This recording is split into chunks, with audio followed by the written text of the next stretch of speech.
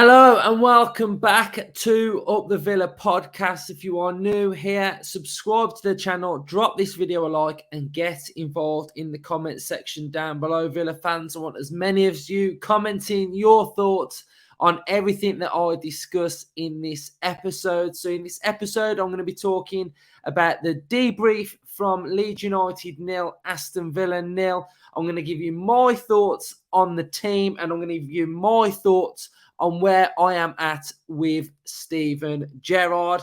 I'm always honest on this channel. I don't have to come on here and pretend and just be sort of like mellow and flat. I can say what I want. So hear my thoughts on everything that I discuss on this episode. I'll be as honest as I possibly can.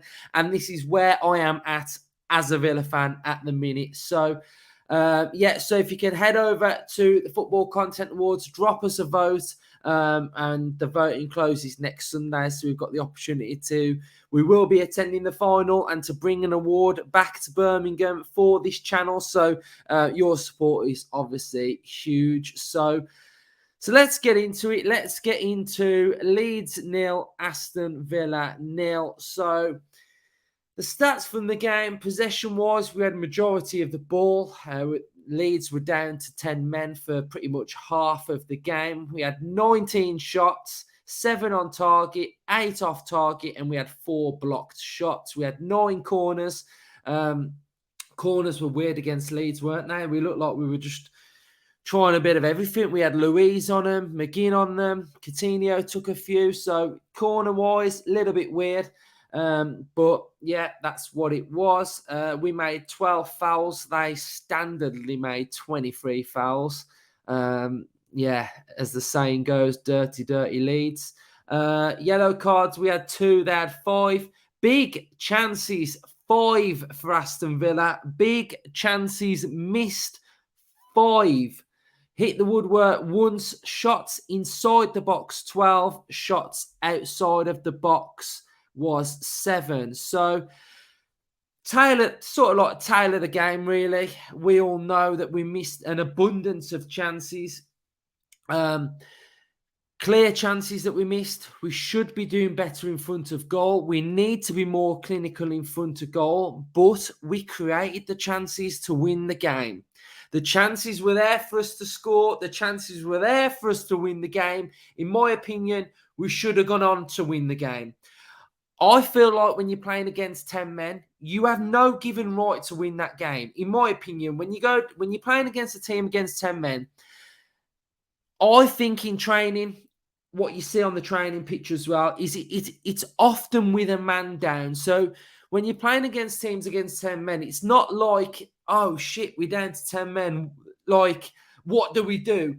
These sides know what they need to be doing. The low blocks are there. They put 10 men behind the ball, and it's difficult to break down, and it's on the onus of the attacking side to break that team down. So I feel like just because they were down to 10 men, it sort of doesn't just warrant you to go on to win the game. I don't look at it like that. I think you've got to create the chances. You've got to take them, and it's on the attacking side to create enough chances to score the goal. So what I'm trying to say is that I think sides are used to playing with 10 men. They're used in training to sort of have a man down, and that's how they work. They work with an attacking side with less players against a defensive side with more goals. That's what I'm trying to explain in that instance. So it is all down to Villa to sort of break them down and score. And we did create the chances. We just didn't put them away, which was really, really frustrating.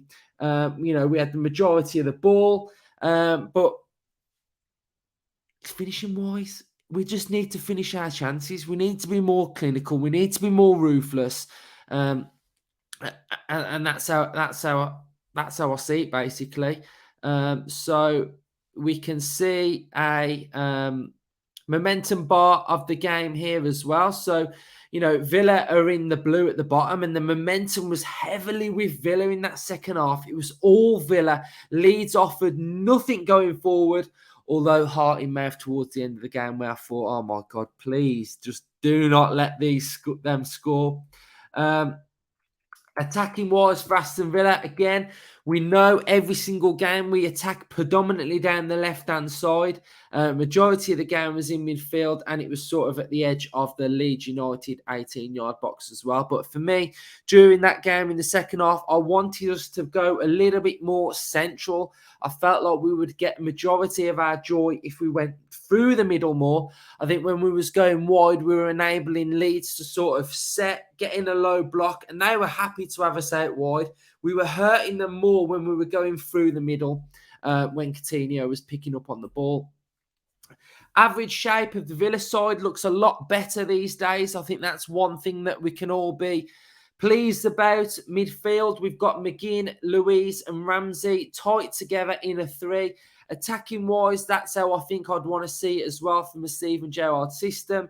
And defensive-wise, we've become a lot more solid and we look a lot better defensively as well. So before we get into that, I just want to talk about the shape of the team defensively. I think we've tuned this sort of formation slightly with the defence and the midfield. I think we look a lot more solid at the back. I think Tyrone Mings is playing really, really well. I think Konsa had a good game at centre-back. You know, we had to go in sort of that orthodox role as well when he had to go to right back, which, you know, we've not seen him there for a while, but I think he can play that role well. I just think his distribution at times needed to be a little bit better, but that's not his position. Ashley Young, I think, again, he's having a real good season for Aston Villa. He's everywhere, isn't he? He can play right back, left back. He's doing really, really well, Ashley Young, and I think this is the best version of him we can get because of his age and where he's at. But defensively, I think we look a lot better. We've conceded 10 goals. We've conceded one more goal than what Man City have conceded. Defensively, I don't think this is the problem. And this is what I'm going to get into in a second. Defensively now, I've said in the past that I felt like we've played in stages. I think the defence play in a stage, midfield plays in a stage, and the attacking three play in stages. At the minute, from what I'm watching at the minute, I think defence and midfield and keeper are playing well. They're playing in a unit. We can now see from that one graphic that the midfield three are together, that it's not erratic. I think the midfield is working well. I think the defence is working well as well. I think we're keeping clean sheets, 2 clean sheets in our last 2 games. You can't ask for anything more. That is the foundation and that is the base of any team to build on. If you can keep in clean sheets, you're on to a winner. So 2 clean sheets in our last 2 games is pretty good in my opinion. I'm happy with that defence. I think it's working well. And I'll get on to other things in a second. The problem I've got now with Aston Villa are the front three.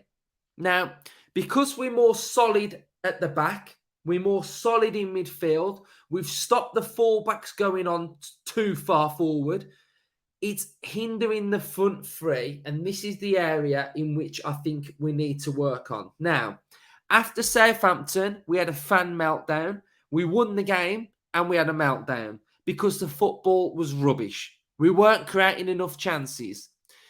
Fair, right? Fair enough, whatever. This game, we had an absolute meltdown because we created so many chances. We didn't take the chances. So we are creating chances, right? But it's about being clinical. And what I would say about this as well is I don't think the 2 behind Watkins are complementing each other enough. And we'll get onto that in a second as well. So Ollie Watkins' game was a frustrating one. He had 33 touches, accurate passes, 56%. He had 3 dribbles, 2 were successful. He had 4 shots, and 2 of them were off target. I just think it was a bad game for Watkins. I just think he just wasn't clinical enough. You never feel confident when he gets that chance. And it just leaves you with frustration. And I think maybe he needs to come out of the team a little bit because, as a striker, we can criticise certain defenders when they're not playing well, when they're giving the ball away, when they're hoofing the ball. But, when you're not taking chances, when you're predominantly in this side to take your chances, then it's not good, is it? It's not good. The decision making's wrong. I've said at times I feel like he plays as if he's a winger. He's a striker, but he plays like an inconsistent winger. If that what makes sense. And I think that's an area which we've got to be looked to bring in another striker, in my opinion. So Coutinho, I felt like he had a better game. I think he had, he's getting more involved. The heat map shows that he's in the right area. He had successful dribbles 4 out of 5, touches 63, he's passing 83%, which was a lot better as well. And he made one key pass. So I think I'm all right with Coutinho. I think Coutinho is starting to get a little bit better. The area in which I have got a little bit of a problem with is Leon Bailey's position. Now, if you look at this heat map compared to Coutinho, so the way in which Bailey and Coutinho are playing, they're practically playing as inside forwards. They don't have to offer the width. So those are meant to be playing predominantly more narrow. Whereas what I'm trying to say is that I feel like it's slightly disjointed. I think Coutinho is in the right area, but you've sort of got Coutinho here, Bailey here. They're not working in unison and they're not in sync enough for me. And I think this shows in Bailey's performance. He had 24 touches, 45% accurate passes, which is not great. He had 4 crosses and 2 of them were accurate. So I just think we're not seeing enough from Leon Bailey as well. There was moments where he was getting in the right areas, his dribbles were looking all right, and then he would cut back and run into an overload on their side, and it just doesn't feel great. It's just inconsistent. He was inconsistent against Southampton, and this attack, it's just not complementing itself for me, and that's where I've got an issue with it. It's not flowing. Where I was saying that the keeper, defence, and midfield look like they've got a bit of unison, the forwards it's just not working. So I think it's important that Buendia comes in for the next game, and I'd like to see Coutinho, Buendia in the side now. I think you'd get more from it. I think you'd get 2 players that complement each other in Coutinho and Buendia. I know we've tried it before and it's not worked out, but I would say that was due to the fact that it was so erratic out wide. The defence was all over the place. I think now that's got a little bit better. Now that's got a little bit more compact. Now it's got a little bit more tighter. I think we can go back to that. So